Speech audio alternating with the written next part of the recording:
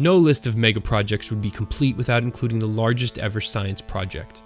The International Thermonuclear Experimental Reactor, or Iter, is a collaboration between China, the European Union, India, Japan, Russia, South Korea, and the United States that is under construction in southern France, where researchers will attempt to see if they can, essentially, recreate the power of the sun and harness it in a steel bottle.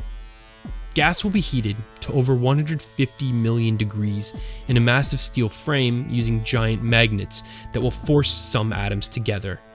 In this experimental reactor, the hope is to produce 10 times more energy than what is used to initiate the reaction, or the equivalent of 500 megawatts of power for 1,000 seconds.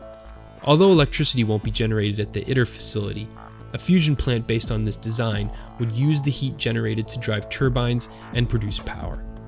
Unlike nuclear fission, which are what all nuclear power plants are today, fusion reactors should be completely safe, with no risk of producing a runaway chain reaction and no dangerous long-living radioactive waste. The fact that nations who are competing in nearly every area of geopolitics and economics are coming together to collaborate on a $50 billion project is a sign that the science is incredibly promising and the potential benefits to humanity are profoundly game-changing.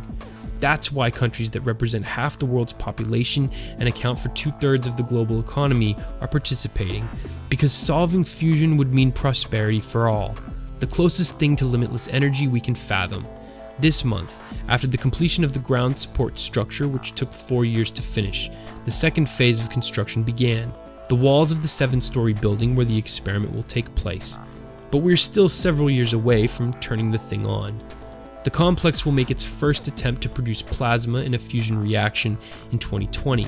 with regular operations beginning in 2027, 11 years behind schedule and over 40 years after the program was first initiated in 1985. But no matter how long or how many tries it takes to get it right, the hope of living in a world powered by this type of energy that we wouldn't need to fight over or pump out of the ground, that we wouldn't need to burn, that wouldn't harm our precious planet,